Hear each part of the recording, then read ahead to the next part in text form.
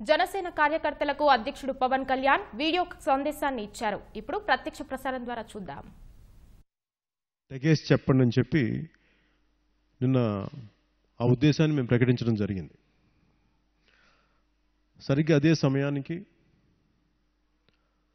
Joint fact finding committee ఉద్దేశం వేరైనప్పటికీ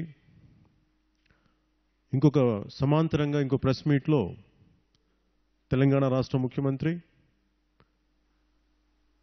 గౌరవనీయులైన శ్రీ చంద్రశేఖరరావు గారు మాట్లాడుతూ మొన్న జరిగిన ఎలక్షన్స్ రిజల్ట్స్ గురించి వీటన్నిటి గురించి సమాంతర రాజకీయాల గురించి మాట్లాడుతూ వారు చెప్పింది నా దృష్టికి వచ్చింది. ఆంధ్రప్రదేశ్ రాష్ట్రానికి సంబంధించి special category status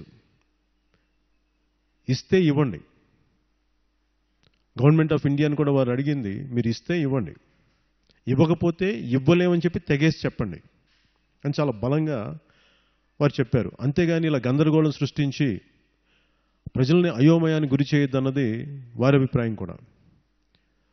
joint fact finding committee press meet కానీ వారు చెప్పిన ప్రెస్ మీట్ రెండు సంబంధం లేనివి, వేరు అయినప్పటికీ ఇద్దరిది ఒకటే భావజాలం అయింది, ఒకటే ఆలోచన విధానం అయింది. తెలుగువారు ఎక్కడున్నా ఒకరినొకరు బాగా అర్థం చేసుకుంటారు, ఒకరికొకరు అండగా నిలబడతారు అన్న భావాలు చాలా బలంగా బయటకు వచ్చినాయి. దానికి మనస్ఫూర్తిగా చంద్రశేఖరరావు గారికి, గౌరవ ముఖ్యమంత్రి శ్రీ చంద్రశేఖరరావు గారికి నా మనస్ఫూర్తిగా ఆంధ్ర ప్రాంత ప్రజల తరపున, తెలుగు ప్రజల తరపున మీ కృతజ్ఞతలు తెలియజేసుకున్నాం. అనేక మంది ప్రజలు రోడ్ల మీద ఉన్నారు, చాలా వేదనతో ఉన్నారు, చాలా తీవ్రమైన మనోవేదనతో ఉన్నారు. యువత బాధతో రగిలిపోతున్నారు. ఈ మోసాలు ఏంటి, ఇంకెంతకాలం ఈ ఆటలని. అలాంటి సమయంలో వారికి మాట్లాడాల్సిన అవసరం లేకపోయినప్పటికీ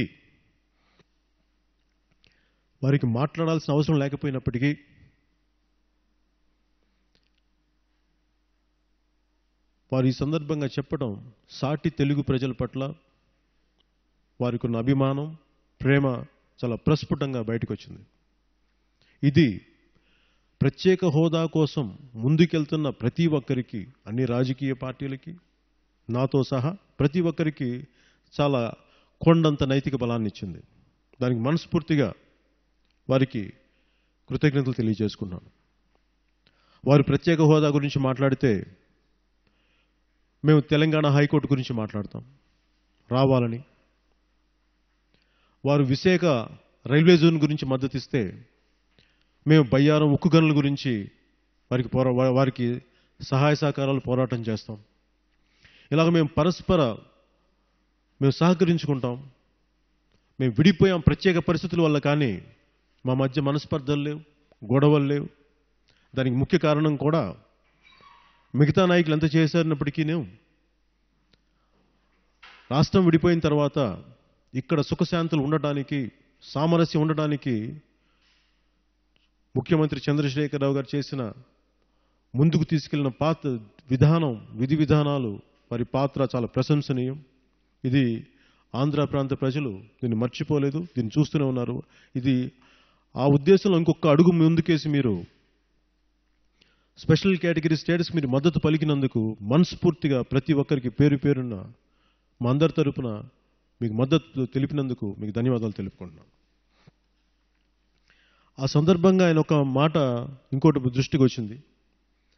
అదేంటంటే ఖచ్చితంగా ఫ్యూచర్లో ఎవరు వస్తే తెలియదు, ఎన్డీఏ వస్తుందో తెలియదు, యూపీఏ వస్తుందో తెలియదు, థర్డ్ ఫ్రంట్ వచ్చే అవకాశాలు కూడా ఉన్నాయి అని చెప్పి అని అంటాన్ని నాకేమనిపించిందంటే, ఇది గౌరవ ముఖ్యమంత్రి కేసీఆర్ గారు అన్నప్పటికీ దానికి ముందు కూడా నాకున్న అవగాహన ఏమిటంటే, అసలు ప్రాంతీయ పార్టీలు ఎందుకు పుడతాయి?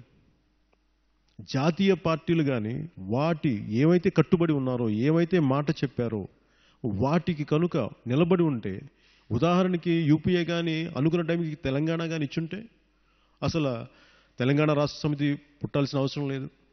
అలాగే ఈ రోజున అప్పటి కాంగ్రెస్ ముఖ్యమంత్రి అంజయ్య గారిని అగౌరవపరచకుండా కానీ ఉండుంటే తెలుగుదేశం పార్టీ పుట్టేది కాదు. అలాగే రెండు ప్రాంతాలని సమన్వయంగా చూస్తే తెలంగాణ రాష్ట్ర సమితి వచ్చేది కాదు. అసలు నిజంగా ఇంత అన్యాయంగా ప్రజలకి సంబంధం లేకుండా, ప్రజల పాత్ర లేకుండా విడగొట్టి ప్రజల మధ్య విద్వేషాలు కానీ క్రియేట్ చేసి దాన్ని దేశ అస్థిరతకి, సుస్థిరతను దెబ్బతీసేలాగా ఇలాంటి విధి విధానాలు రాకుండా మీరు కానీ చేసినుంటే అసలు జనసేన పార్టీ ఆవిర్భావం జరిగేది కాదు.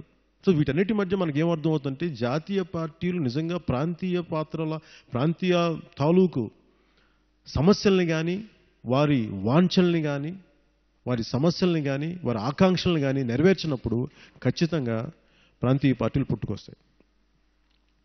గతంలో కూడా 2-3 సందర్భాల్లో నేను చెప్పాను. పెద్దలు, బీజేపీ పెద్దలు శ్రీ అమిత్ షా గారు నాతో మాట్లాడుతూ ఒక సందర్భంలో కలవడం జరిగింది దాదాపు 3.5 సంవత్సరాల క్రితం.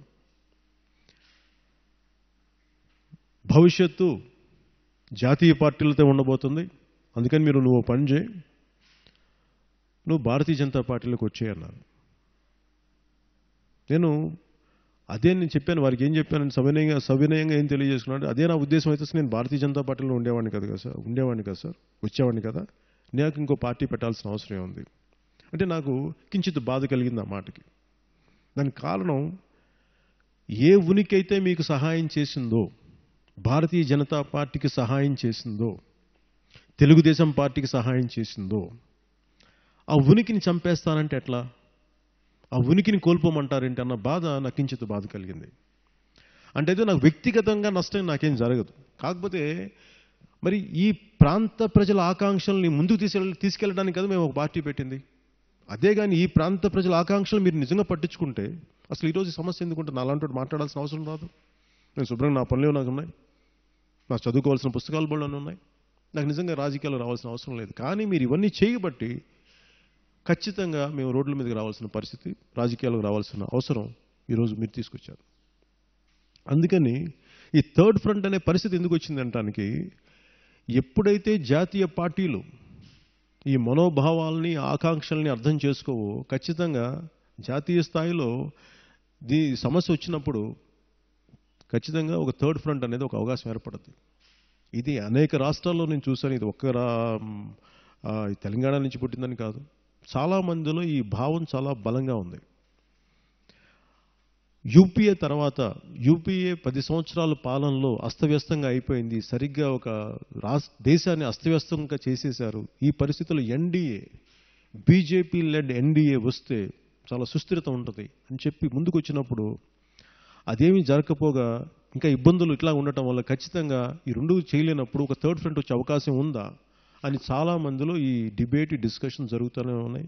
టీవీలో జరుగుతున్నాయి చర్చలు, మామూలు ప్రజా సంఘాల చర్చలు జరుగుతున్నాయి. ప్రజా సంఘాల మధ్య ఉంది, అనేక పార్టీల మధ్య ఉంది, అనేక వ్యక్తుల మధ్య ఉంది.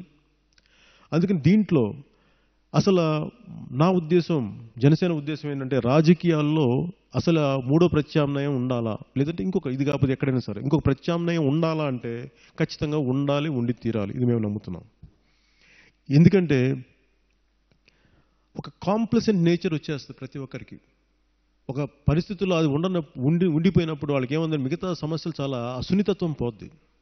అంటే ప్రజల ఆకాంక్షలు పట్టించుకున్నప్పుడు ఏమైపోద్దంటే అదే మనకు తెలిసిందే కదా అని చెప్పి చాలా తిరస్కార భావన వచ్చేస్తుంది. ఈరోజు మనకు స్పెషల్ కేటగిరీ స్టేటస్ ఇవ్వకపోవటం కూడా అక్కడెక్కడో మారుమూల దక్షిణ భారతంలో ఉంటారు, సౌత్ ఇండియన్స్, వాళ్ళకి ఇవ్వాల్సిన అవసరం ఉంది. పట్టించుకోరు. వాళ్ళు వస్తే 4-5 ఎంపీలు వస్తే వాళ్ళని పట్టించుకోవాల్సిన అవసరం లేదు. తెలంగాణ ఎంత, ఆంధ్ర ఎంత, కర్ణాటక ఎంత, ఇలాంటి అన్ని మూల, వెస్ట్ బెంగాల్ అంతే ప్రత్యేకించి ఒక గ్రూప్ ఇలా కూర్చొని మాట్లాడుకోవటం వల్ల ఏమనిపిస్తుంటే ఇది దేశ సమగ్రతకి, సుస్థితికి దెబ్బతీస్తుంది. అందుకని ఇలాంటి పరిస్థితుల్లో ఒక థర్డ్ ఫ్రంట్ అంటే ఇలాంటి సమస్యలని, చాలా సున్నితమైన సమస్యలను అర్థం చేసుకునే ఒక వ్యక్తుల సమూహం అవసరం ఉంది దేశానికి ఈ రోజున. ఈ ఆలోచన విధానం ఖచ్చితంగా అవసరం. ఒక కొత్త రక్తం రాజకీయాల్లోకి రావాలని ఖచ్చితంగా నమ్ముతాను.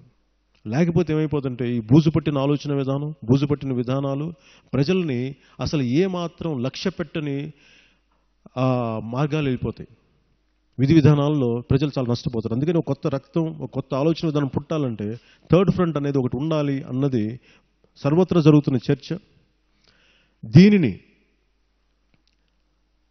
అంకురార్పణ చేద్దామని అనుకున్న గౌరవ ముఖ్యమంత్రి శ్రీ చంద్రశేఖరరావు గారికి ఒక తెలుగువారైన చంద్రశేఖరరావు గారికి దీనికి ఒక అంకురార్పణ చేద్దాం థర్డ్ ఫ్రంట్గా అనుకుంటే ఒక సాటి తెలుగువాడిగా నేను దీన్ని స్వాగతిస్తున్నాను. వారికి మనస్ఫూర్తిగా నేను మద్దతు పలుకుతున్నాను. దానికి కారణం అంటే వారికి ఆ సమర్థత ఉందని నేను బలంగా నమ్ముతున్నాను. ఒక దశాబ్దన్నర కాలం పాటు ఒక సుదీర్ఘమైన పోరాటాన్ని, ఒక బలమైన మూమెంట్ని ఏమాత్రం ఒడిదుడుకులు లేకుండా చాలా నిబద్ధతతో తీసుకెళ్లిన ఒక పెద్ద నాయకులు. అలాంటి వ్యక్తి దేశవ్యాప్తం చాలా బలమైన పరిచయాలు కలిగిన వ్యక్తి. సమాజం పట్ల, భారతదేశ సమాజం పట్ల, స్థానిక సమాజం పట్ల, భారతదేశ సమస్యల పట్ల చాలా బలమైన అవగాహన ఉన్న వ్యక్తి, చాలా లోతైన అవగాహన ఉన్న వ్యక్తి. ఇలాంటి నాయకుడి చేతిలో, అలాగే ఈ దశాబ్దన్నర కాలం పాటు హింసకి దారి తీసే పరిస్థితుల్లో కూడా ఒక్క రక్తపు చుక్క కింద పడకుండా రాష్ట్రాన్ని సాధించిన నాయకుడు.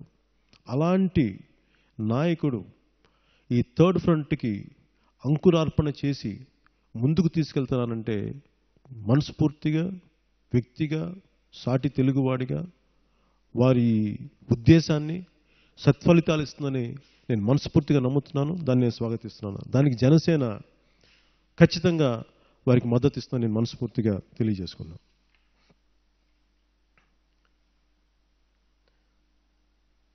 భారత రాజకీయాలని, ప్రజా సమస్యల్ని చాలా సున్నితంగా ముందుకు తీసుకెళ్లాల్సిన అవసరం ఉంది. నేను కోరుకునేదల్లా దీంట్లో ఏంటంటే, ఒకే ఒక విన్నపం ఏంటంటే, ప్రాంతీయ పార్టీలకి జాతీయ దృక్పథం చాలా అవసరం. జాతీయ పార్టీలు ఒకే ఒక సమస్య ఏం మాట్లాడుతారంటే, ప్రాంతీయ పార్టీలకి మీకు జాతీయ స్థాయి సమస్యల మీద మీకు అవగాహన ఉండదు, జాతీయ స్థాయిలో మేము నిర్ణయించుకునేది మీకు ప్రాంతీయ పార్టీలుగా మీకు తెలియదు అన్న ఒక అపవాదు ఉంది. అది కాదు. ప్రాంతీయత అభివృద్ధితో పాటు, ప్రాంతీయ సమస్యలను అవగాహనతో పాటు మాకు జాతీయ స్థాయి సమస్యల తాలూకు, వాటి తాలూకు అవగాహన, దాని తాలూకు సీరియస్నెస్ ఇవన్నీ మనకు ఉన్నాయి అని చెప్పి ఖచ్చితంగా దీన్ని త్రికరణ శుద్ధిగా ఇలాంటి ఆలోచన విధానం ముందుకెళ్తే ఖచ్చితంగా ఈ థర్డ్ ఫ్రంట్ విజయం సాధిస్తుంది. ఎందుకంటే 2019 ఖచ్చితంగా ప్రాంతీయ పార్టీలు లేకుండా రాజకీయాలు అయితే జరగవు, ఈ దేశ అభివృద్ధి అయితే జరగదు. ఎందుకంటే చాలామంది అనేక రకాలుగా క్షోభ అనుభవించున్నారు, బాధలు అనుభవించున్నారు. అటు ఆంధ్ర రాష్ట్రంలో అయితేనేం, ఇటు తెలంగాణలో అయితేనేం, అటు మిగతా తమిళనాడులో అయితేనేం, అటు ఏ రాష్ట్రాల్లో మిగతా అటు పశ్చిమ బెంగాల్, ఇవన్నీ చూస్తుంటే అనిపిస్తుంది ఖచ్చితంగా చాలా కీలకమైన మార్పులు తీసుకొచ్చే పరిస్థితులు ఉన్నాయి. ఖచ్చితంగా దీనిని కల్వకుంట్ల చంద్రశేఖరరావు గారు గౌరవనీయులు వారు దీన్ని ముందుకు తీసుకెళ్లగలరని మనస్ఫూర్తిగా నాకు వారి మీద నమ్మకం ఉంది. దీనికి ముందు మేము కోరుకునేది కూడా, మిగతా పార్టీలు కూడా రేపొద్దున పార్లమెంట్ సెషన్ స్టార్ట్ అవబోతున్నాయి. రేపొద్దున పోరాటం చేయడం దయచేసి తెలుగుదేశం పార్టీకి కానీ, వైఎస్ఆర్సీపీ నాయకులకు కానీ, టీఆర్ఎస్ ఎంపీల సహాయం కూడా తీసుకొని ఆంధ్రప్రదేశ్ స్పెషల్ కేటగిరీ స్టేటస్కి వారు ఇంత సహృదయతతో మద్దతు పలికినందుకు మీరు కూడా వారి మద్దతును తీసుకొని దానికి ఒక సమస్యకి ఒక పరిష్కారం వెతకాల్సిందిగా, స్పెషల్ కేటగిరీ స్టేటస్ సాధించవలసిందిగా వారి సహాయ సహకారాలు తీసుకొని ముందుకెళ్ళవలసిందిగా మనస్ఫూర్తిగా కోరుకున్నాను. జై హింద్.